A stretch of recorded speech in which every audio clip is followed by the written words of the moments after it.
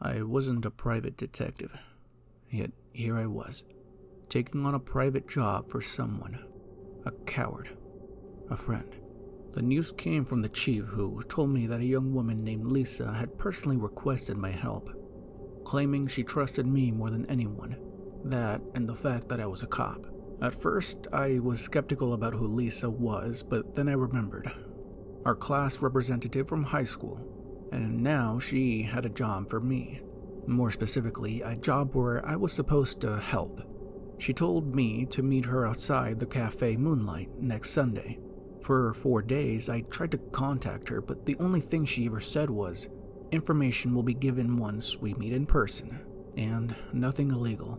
Convenient timing, the day I was supposed to meet Lisa happened to be the Memorial Day for my late grandfather. Moonlight was located just outside the cemetery, so after paying my respects to my granddad, I crossed the street and entered the cafe. I arrived at 6 p.m. since it was evening. The place wasn't too crowded. Lisa showed up at 7. She wore a hoodie despite it being summer, which made me assume this job would take place outside at night. The fact that she chose a cafe as her meeting spot also suggested she needed caffeine, probably a job that ran into the late hours. I figured I could spare time until midnight since my shift started at 9 a.m. We sat down, drank coffee, and talked about life until 8. That's when Lisa stood up and said she was ready to show me what the job was. I had no idea what to expect, maybe something strength-related, but where she led me was the graveyard, in the middle of the night. At that point, I was convinced this was some kind of practical joke. She stopped in front of one particular gravestone. Once she stopped in front of one particular gravestone, one I immediately knew was significant. It was massive, easily twice the size of the others in both height and width, adorned with intricate details. If I had to describe it briefly, I'd say it looked like a small fortress. As agreed, I was allowed to leave at midnight, but Lisa was staying until 5 a.m. Our job was simple: to watch over the large tomb. The layout of the grave was unusual. It had 3 pedestals with a small crucifix perched on top of the tallest one, easily double my height. A fence surrounded the entire gravesite, making it stand out even more. The grave belonged to someone named Alice. No surname, no date of death, no epitaph, just Grave of Alice. I guessed she had some kind of noblewoman who spent her final days building her own resting place. The lack of additional information made me wonder if this was actually a family mausoleum. "All we have to do is watch this part of the grave," Lisa said, pointing to the back of the stone. But she wasn't pointing at just any part of the grave. There was something I didn't expect to see. A door. Not just a carving of one, an actual door complete with a doorknob. Interesting. Maybe it was meant for family members to access the tomb. If that were the case, then this really might be a mausoleum. Of course, our job was just to watch, not open it. Not that we could, the door was locked. As time passed, any lingering sense of unease I had, not that I had much to begin with, was slowly replaced by sheer boredom. "Who hired you for this job?" I asked, breaking the silence. "City Council," she replied. "So you're some kind of council agent?" "Actually, I'm a university student. Saw the flyer on a billboard. The council offered $40 an hour, and I took the job." "And how are you handling your sleep schedule?" Lisa took a sip of coffee before answering. "My lectures start at 1 p.m., so I can sleep until then. Don't worry about me, Alex. I'm a practical person." She was. That's what people called her back in high school. Practical Lisa. A grandmaster of time management. Always arriving on time, leaving on time. Homework and assignments finished early. Never rushed. Always top grades.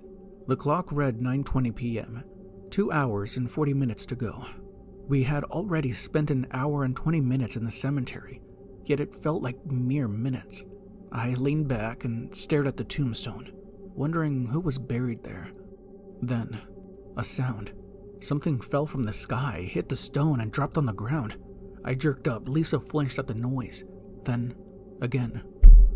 Another black object struck the grave.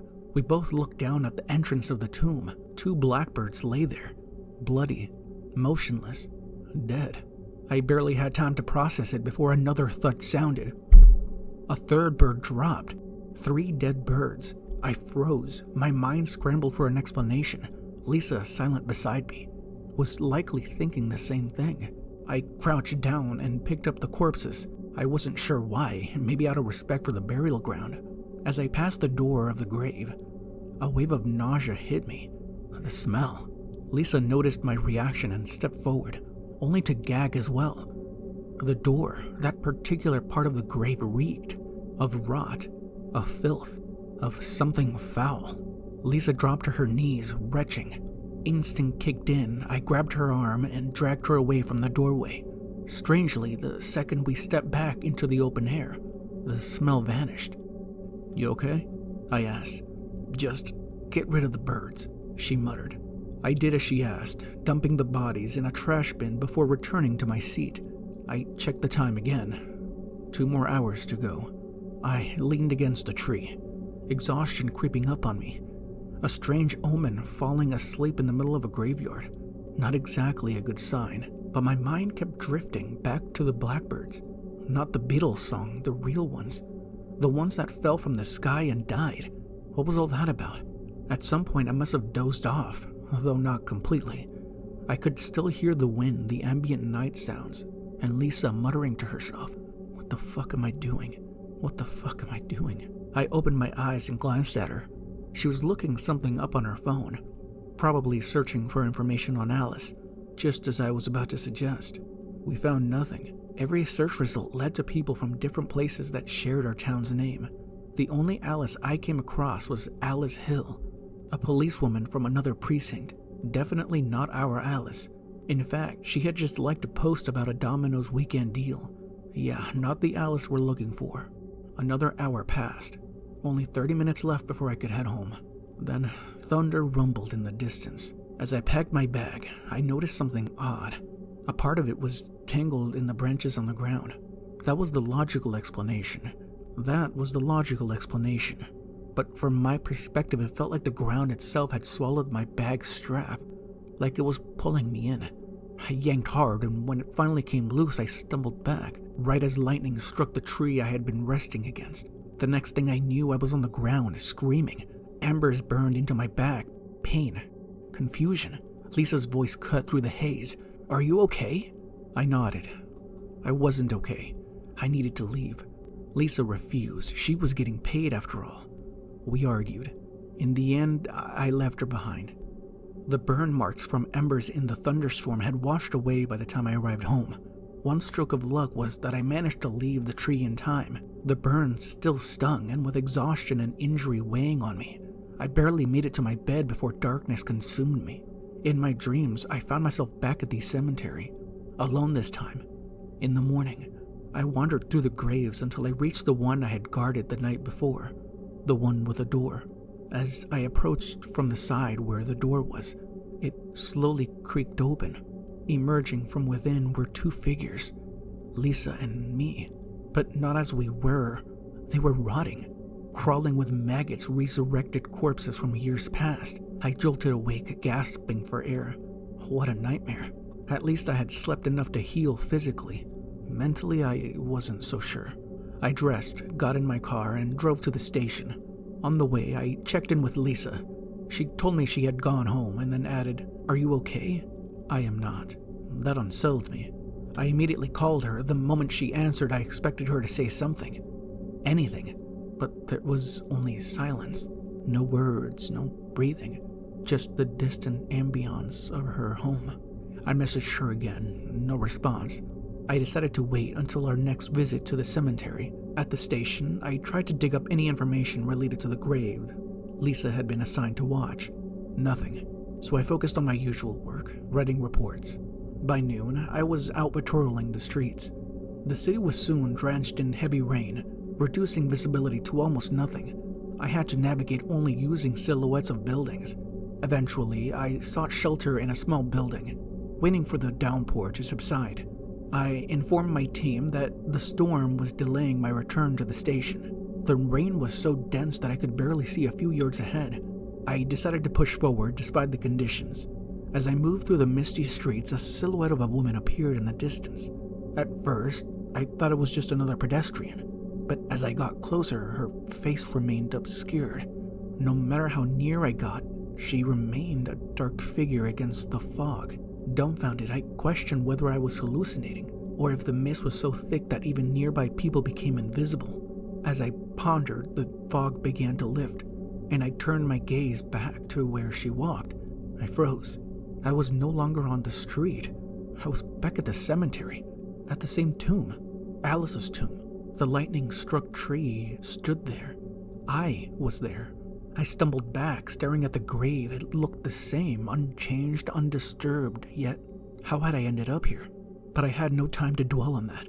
I had a duty to return to my patrol. Checking my watch, I felt a cold wave of unease wash over me. 12:50 p.m. I had been waiting out in the rain for what felt like 20 minutes, but nearly an hour had passed. I ran back to the station, my mind racing with questions. How did I end up at the graveyard? When my shift ended at 5, Lisa asked me to meet her at the same cafe across the cemetery. As I sipped my coffee, I watched mourners entering and leaving the graveyard. Then I noticed a homeless-looking person enter, and that was the last thing I remembered before Lisa tapped my shoulder. I asked her about the message she had sent earlier, the one where she said she wasn't okay, but she denied ever sending it. In fact, she claimed she never even received my message. I showed her my phone, she showed me hers. The last message between us was from yesterday. She swore she hadn't deleted anything. I checked the number, it was the right one. Either there had been a system glitch or something else was going on. The latter seemed unlikely, or was it? Night fell, and we entered the cemetery once again, making our way to Alice's grave. Lisa pulled out her phone, searching for any information on Alice. I stared at the grave, then at the door embedded within it. The doorknob was still there. The tomb stood tall and imposing. As I gazed at it, I felt myself growing drowsy. I fought to keep my eyes open, and when I refocused, I saw something. A person approaching from the far end of the cemetery. The woman in white. I stood and told Lisa to stay put as I followed her. She had been lingering here for too long. As soon as she noticed me, she turned and walked away, then quickened her pace. She was running. Instincts kicked in. Either she was planning to spend the night among the graves, or she was hiding something. Either way, she needed to be stopped. But the moment I pursued her, I realized something. She was fast. Inhumanely fast. I lost her. No, it was worse than that. The cemetery was small, yet she had completely disappeared, as if she had never been there at all. Frustrated, I turned back. Lisa was gone. Not in the watching area. No notes, no trace. I called her name, scanning the darkness, until I saw it. The door in the grave was open. A pit formed in my stomach. If she had gone inside, I had to follow. A rotten stench flooded out as I stepped forward. Something dead was down there. I descended into the darkness. What I found made me freeze. A vast chamber filled with skeleton, mutilated corpses, bottles of strange, unidentifiable liquids. And in the center, an altar. Lisa lay upon it. Her throat had been slit. I rushed to her in panic, only for something wet to drip onto my face. I looked up. A crimson drop fell onto Lisa's body. Then another, and another. It was raining blood. Inside, with no open ceiling. Lisa's body was drenched in it, so was I. I screamed. I fled. I didn't stop running until I reached my home, collapsing onto the floor. Everything faded to black. I awoke to a phone call. My colleague informed me that the grave had been raided, and a body was found inside. Lisa's body. I was immediately under suspicion. My role as a policeman was suspended until further investigation. Weeks passed. The case remained unsolved. Lisa's death was not a suicide. At her funeral, she was buried in the same cemetery where she had died. Afterward, I stopped by the cafe.